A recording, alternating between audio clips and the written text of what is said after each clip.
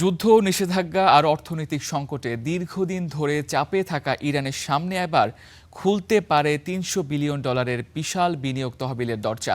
বার্তা সংস্থা রয়টার্স বলছে, তহবিলের অর্ধেকের বেশি অর্থ নিশ্চিত হয়েছে এর মধ্যেই। এখন প্রশ্ন হলো, কেন এত মোটা অঙ্কের তহবিল দেবে আন্তর্জাতিক বিনিয়োগকারীরা, আর এর অর্থই বা কিভাবে ব্যবহার করবে তেহরান?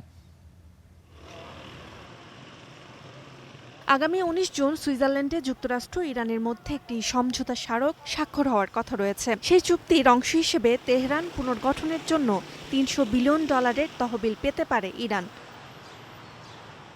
বৈশ্বিক জ্বালানি সংকট ও বিশ্ববাজারে অস্থিরতা তৈরি করা যুদ্ধের অবসানে বৃহত্তর সমঝোতার অংশ হিসেবেই এই উদ্যোগের কথা সামনে এসেছে।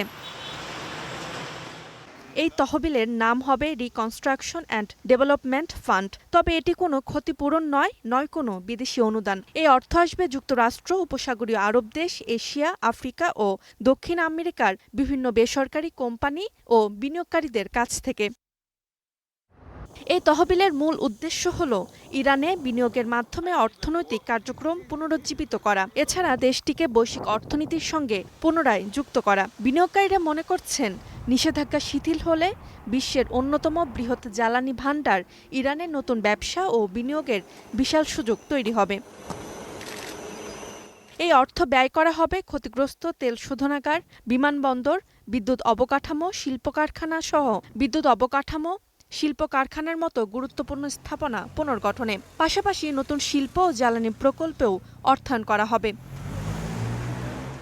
তবে অর্থ পাওয়ার জন্য ইরানকে কয়েকটি কঠিন শর্ত পূরণ করতে হবে। এর মধ্যে রয়েছে পারমাণবিক কর্মসূচি সীমিত করা, সমৃদ্ধ ইউরেনিয়ামের মজুদ সরিয়ে ফেলা ও আন্তর্জাতিক তদারকি মেনে নেয়া।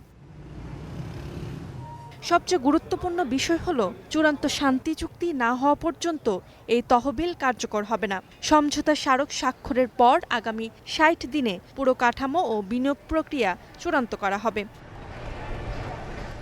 Roksana Rimi, star news.